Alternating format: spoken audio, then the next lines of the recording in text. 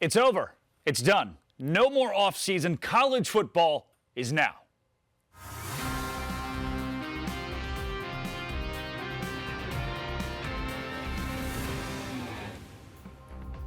This is the first episode of Fire TV's College Football Kickoff presented by Coca-Cola. I'm Drake Toll with the Savannah Bananas organization and Locked On Big 12. Sitting next to me, North Carolina and Dallas Cowboys wide receiver Jesse Holley and the 22-time Coach of the Year, Gary Patterson. Guys, a wide open week one and a wide open trip to the national championship for a slew of teams who believe they have what it takes this year. And those top 25 rankings are exactly where we'll start with our rankings report. The biggest question, and maybe the biggest takeaway that I've had for the AP poll, Coach, we'll start with you, is why we rank teams before we've seen a single game this college football season. Why not wait till week 6, week 8? Why jump into it right now and try to tell the country where these schools should be? Well, after 40 years of doing this, I would tell you, really, all the teams want to be ranked in the top 25 because of recruiting. But really, what it does, once you get it set, it's all about proving them wrong or proving them right. It's not going to be anything different than that.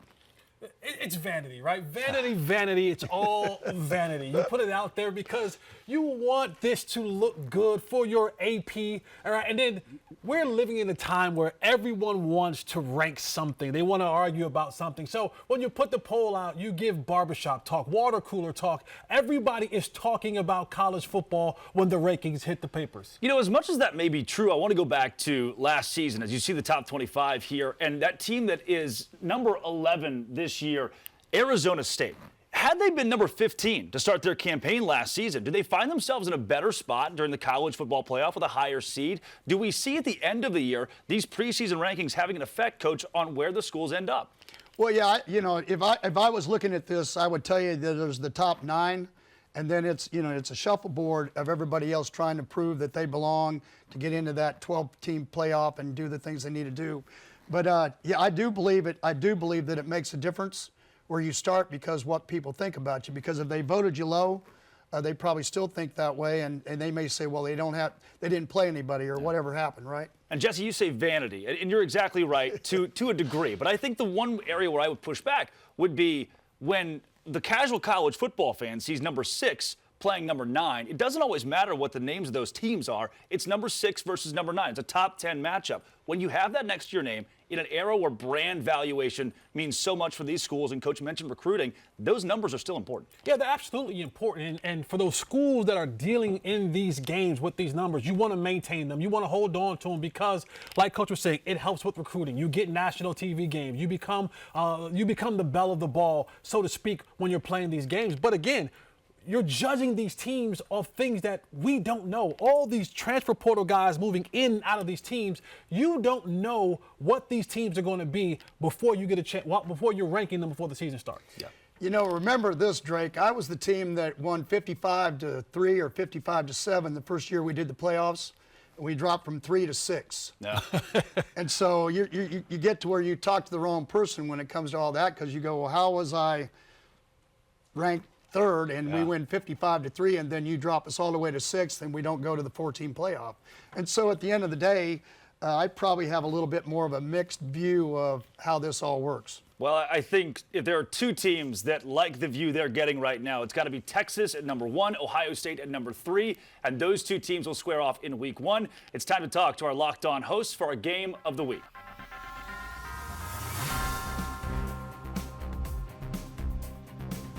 The game of the week here on College Football Kickoff is presented by Coca-Cola. We're joined by Locked On Buckeyes host Jay Stevens, as well as Brad Kellner of Locked On Longhorns. Jay, we'll start with you. Defending national champions, but underdogs. Underdogs? Feels a little weird to be underdogs when you're defending national champion, but Ohio State lost a lot of players from a national championship winning team, a lot of them going to the NFL. You have a new starting quarterback. You have new coordinators. The Buckeyes are home. There's a lot that's new for this Buckeye team in 2025. Brad Kellner, you have a quarterback who many say could win the Heisman Trophy this year, but he's only started a couple games of college football. Is the last name Manning going to hold serve? That's the hope here in Austin, Texas, right? I don't know if there's ever been a quarterback going into his first year as the starter with more hype around him than Arch Manning. He's got all the tools. We saw it in a very small sample size last year. but he's got a great arm. He's a dual threat. He's got the high IQ, and going into year 3 with the Texas program, I think is going to help the transition for him be a little bit easier. But what a test in his first game, his first road game of his career, and obviously his first game here in 2025. Jay, let's put a bow on this. If the Ohio State Buckeyes win, how do they do it? They got to win in the trenches, just like they did a year ago in the Cotton Bowl. You have to make sure that on the O-line and D-lines, you are making sure you're setting the tone from the jump. You can't let Texas get their footing. You can't let Texas gain any confidence. The Buckeyes O-line and D-line must dominate for the Buckeyes to win. Brad, does Texas win this game?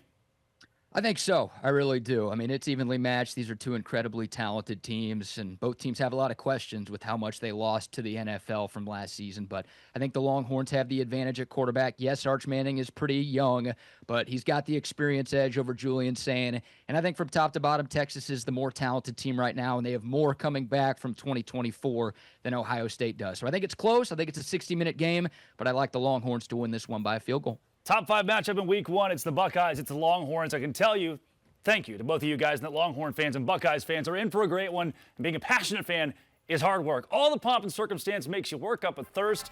Fan work is thirsty work. Enjoy a refreshing Coca-Cola. Coach, defending national champions versus the Texas Longhorns, who a lot of people have preseason in the championship. Where do you go? Well, bottom line to it is, I think it's just like it happened last year. If you don't let Texas run the football, then I think Ohio State gains an advantage. They were able to run the ball in the Clemson game. They weren't able to run the ball in the Ohio State game, and I think then Ohio State, then it doesn't matter who's at quarterback. Jesse?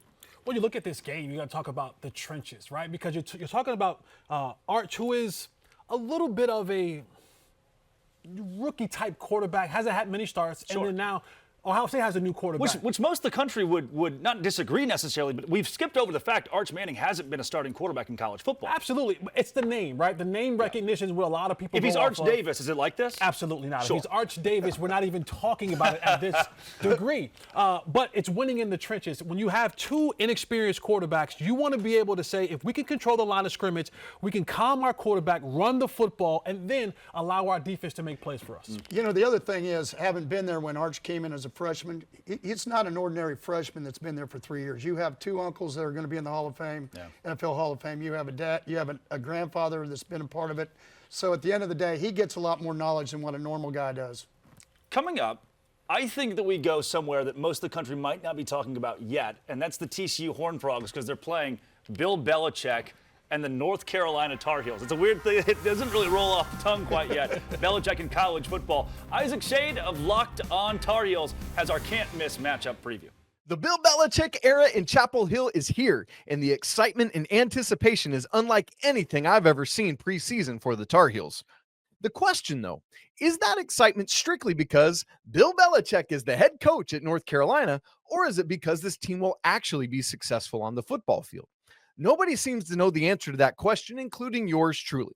They could win 4 games or 10 games, and none of it would shock me. Let me give you 3 reasons why. Number 1, Bill Belichick himself. This man famously plays everything close to the vest. He's not going to give you an iota more than he absolutely has to. Number 2, this team has 70 new players combined between freshmen and transfers. Will they be able to operate at a Bill Belichick level of detail necessary to succeed at a high level? I don't know. And then number 3, the schedule is very interesting. Carolina plays 5 of the bottom 6 teams in the preseason ACC media poll while avoiding the likes of Miami and Louisville and SMU, Georgia Tech, Florida State, even Notre Dame. That could allow for some wins. So, will there be football success in year 1 of this regime at a basketball blue blood, or are they going to have to wait a cycle or 2? We're going to find out the answer to that soon enough, but I can tell you one thing for certain. Monday night at Kenan Stadium is going to be absolutely insane. Coach, I think Isaac directed that question right at you. I saw it in the eyes. If Bill Davis is the head coach at North Carolina, are we talking about this game? Probably not. I don't think so. You know, you have a full staff with Coach Dykes coming back. You have a starting quarterback coming back, broke the passing records at TCU. I think the favorite goes in the favor of TCU because they have more Your first games are hard on new staffs. Yeah. Yeah, you're not biased in that pick at all, huh? No. Coach. You're not biased at all in that pick right there. At all. I think Now, he didn't play at North Carolina, right? right, and this is a North Carolina staff that a lot of they're adjusting. A lot of the players are adjusting. Transfer portal being as big as it is, there isn't the identity there yet. No, it's not. And when you look at what Bill Belichick is known for, it's attention to detail. And it's a lot different going from the NFL when all you do all day long is football. When you're dealing with college kids now, you're talking about class and study hall. You're dealing with the 16, 17, 18-year-old emotions of a college kids coach. You know that better than anybody. For Bill Belichick and guys like Josh McDaniels and trying to get all this together, there'll be details. They'll be detail ready. I don't know if they'll have everything ready to go and win this football game. Yeah, I think Josh Hoover, the skill position guys of TCU, have a pretty strong advantage in game number 1 for Belichick in college football. I think TCU by double digits possibly in Chapel Hill on Monday night, too. Standalone game. The country gets to see it. Why, we already hit Texas and Ohio State, but it's number 1 versus number 3. You can't stay away from it. It's time for our lock of the week. Let's go back to the game of the week as well. Open it, open it, open it. Lee has the key to the lock of the day. Kevin Rogers and Lee Sterling with you here, the host of Locked On Bets, and we have a lock for you coming up week 1, college football Saturday, the big one in Columbus between Texas and Ohio State. The Buckeyes a short favorite. Lee, who do you like on Saturday? Well, everyone remembers that Ohio State won that semifinal game here 28-14, but a lot of people forget Texas had the ball, first and goal, less than 4 minutes, driving for the tying touchdown. What's the difference this year compared to last year? Well, Ohio State has lost 7 of their top 9 tacklers on defense, and they've also lost both coordinators. Texas, they return Arch Manning. The difference here for Ohio State, they are breaking in a almost brand new quarterback in Justin Sayin, and we're hearing he has not looked good in fall camp. So you got a team here in Texas with 2 coordinators that have been there for 5 years, looking for revenge here. My lock here, the Texas Longhorns, they win the game outright over Ohio State. Yeah, we'll see if the Longhorns can get revenge for last year's loss to the Buckeyes. For daily college and all sports betting insight, subscribe to Locked On Bets on YouTube or wherever you get your podcasts. We'll see you here next week for another lock in college football. Hoping for a classic on Saturday when Texas and Ohio State kick off. We'll see if the defending national champions can take down those Longhorns. There is unrest in college football. When we talk transfer portal, revenue sharing, NIL, and all of these conversations boil down to money and where it's both good and bad for college football. One of the places that's gotten the spotlight the last few months specifically is Texas Tech. Casey Cowan of Locked On Texas Tech tells us why. Casey Cowan from Locked On Texas Tech, and yes, it's been as interesting of an offseason in West Texas as most Red Raiders can remember, as Tech has gone chips to the middle of the table mode.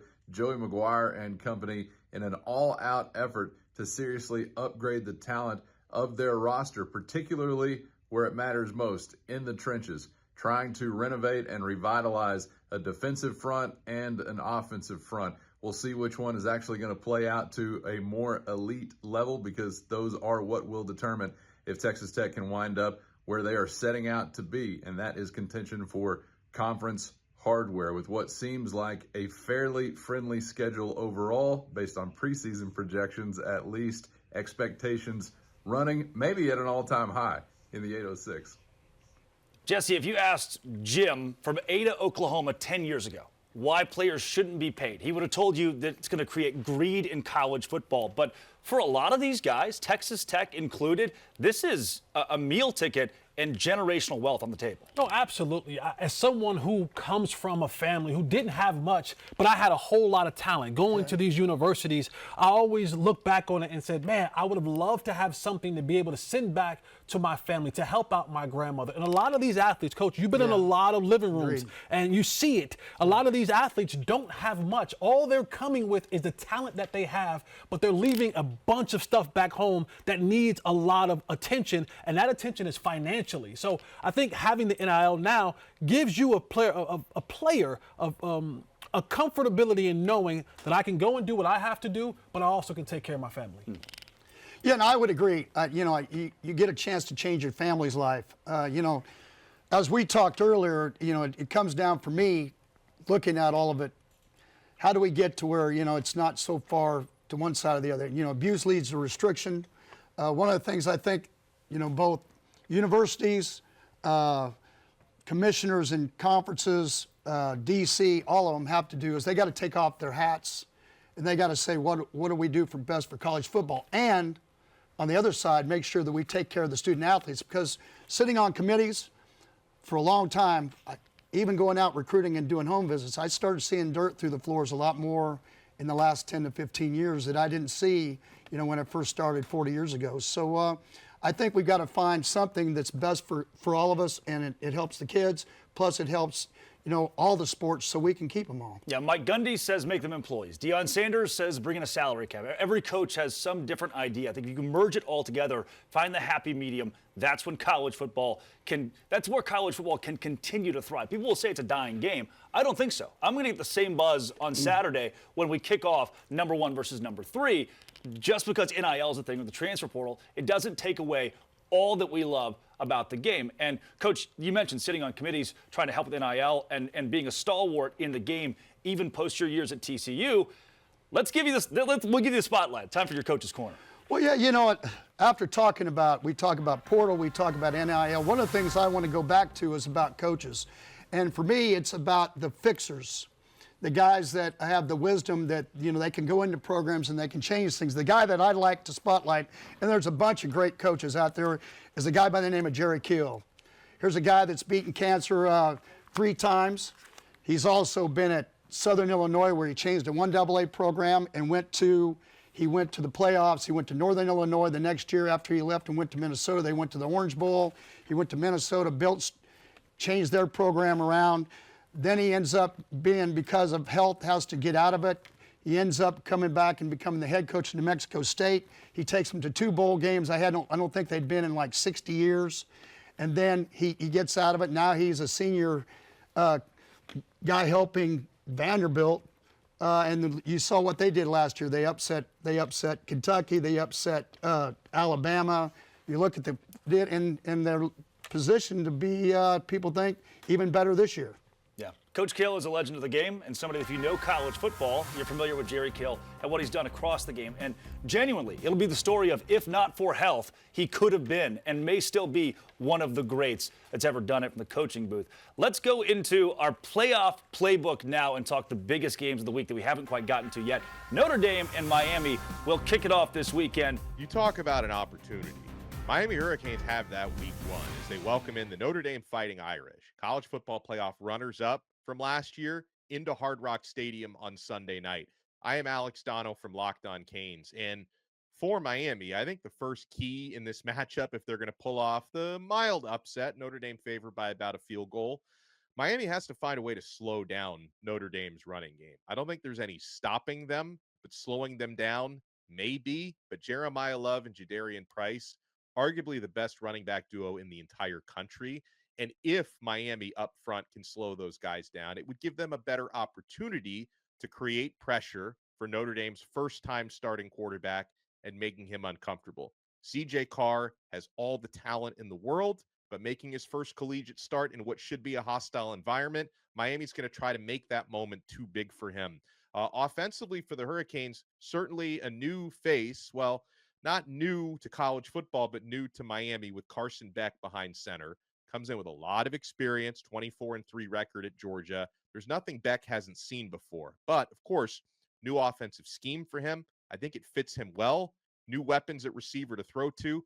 Can they build immediate chemistry? And for the Hurricanes, also a really nice running game with the trio of Mark Fletcher, Jordan Lyle, and Marty Brown leading the charge. I think a big key for this game is going to be special teams. Notre Dame, number 1 in blocking kicks last season. Their defense, the Irish defense, also great at creating turnovers. Miami's defense has a new coordinator in Corey Heatherman. A ton of new bodies on the defensive side of the football, including cornerback Xavier Lucas, safeties Jacoby Thomas, and Zechariah Poyser. And you have to hope that unit communicates and plays a lot better than Miami's defense did a year ago. I think this one is going to be close as the odds indicate, but Miami's going to have to probably score early and build a lead, get the crowd into it if they're going to pull off the upset. Can Miami be a college football playoff team for the first time, Jesse? Yeah, absolutely. They can. You know, all the guys that they have returning back. And then we talk about NIL. They go out and they get Beck. They pay the money to get him. And if you have a quarterback, you have a chance in college football. And they have a pretty good one in Beck. Yeah, Coach, this is an LSU team that against Clemson this weekend as we go there to the SEC versus the ACC. Two schools that believe even if they lose this game, they'll still be in the playoff. Well, yeah, you have your two, I think, as we were talking earlier, again, Drake, I think you're going to have two teams, Ohio State and Texas. They got younger, a little bit apprehensive. I think you're going to see as they run down and touch the rock, both of them are throwing vertical because you got Klubnik at one, you got Nussmeier with the other. I think it's going to be a vertical game. I think it's going to be a really fun game to watch. If I say Clemson is my favorite to win the national championship because of the seniority they have, Jesse, is that a crazy pick? No, I don't think it is at all. You're talking about where Dabo Swinney is as a head coach and the guys that he was able to bring back. And you talk about, Coach, like you said, having that veteran leadership at the quarterback position, that's not a bad take at all. I know that we're not looking at that right now, but Clemson has always been a good program and has represented the ACC very well. LSU and Clemson feature a couple of unicorns, two fifth-year senior quarterbacks that have played their entire careers at the same spot, Cade Klubnik and Garrett Nussmeier. Nussmeier, of course, the leading returning passer in college football from a year ago, the only 4,000-yard passer back in college football. These are two of the most experienced rosters in college football as well, but they've gone about it in different ways. Clemson returns 16 starters. LSU went ham in the transfer portal. Brian Kelly noted that LSU spent about $18 million on this roster. The big issue for LSU, or the question, is on the offensive line. They've got depth, experience, and tons of talent. What they don't have are 5 starters that have played together. That's a big challenge going on the road at Clemson. Clemson, meanwhile, gets a lot of hype because of Parker and Woods on the defensive line. But that's a Clemson defensive line that a year ago was 84th in America in rush defense. As a matter of fact, in Clemson's 4 losses, they allowed an average of more than 200 rushing yards in those 4 losses.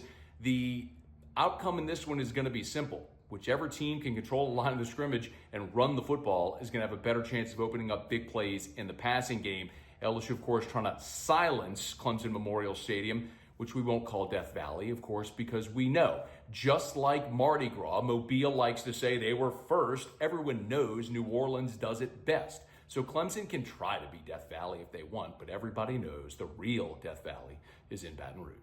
Sticking around the SEC, Auburn and Baylor will square off this weekend, but that game is in Waco. Coach, you've coached there quite a bit as the opposing team, then on staff a couple of years ago with the Bears as well. Is there an advantage for a Big 12 team against the mighty SEC? Well, yeah, I think Dave going back and calling the defense, I think there's some continuity now with his offensive coordinators in the same place. He's calling the defense. They're playing in their hometown. A lot of people have had them picked as number 1, maybe preseason in the Big 12. You have an Auburn team that did a great job in the portal.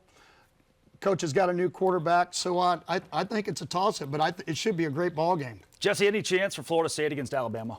Yeah, there's absolutely a chance. Watch it now. Hold on. I'm an ACC guy. There is a chance. Now, I didn't say it was a great chance, but there is a chance. But they have to come out and, again, win the line of scrimmage, be physical with that Alabama team because they're coming back this year, Alabama, looking to reclaim their place at the top of college football. Rudy was a great story. I love the movie was spectacular. We'll see if Florida State can do it this week against Alabama. And that is all for our college football playoff playbook and a wrap on this week's college football kickoff presented by Coca-Cola. But we are just getting started. Next week, we're diving into rivalry matchups, playoff shakeups, and the players turning heads across the country. You won't want to miss it. Same time, same set, same unapologetic football energy. And a big thanks to the Hall of Famer Gary Patterson, to Jesse Holley for bringing the heat, and to you for riding shotgun with us. Enjoy all the action this week. Stay locked in, stay fired up, and we'll see you next Thursday right here on Fire TV.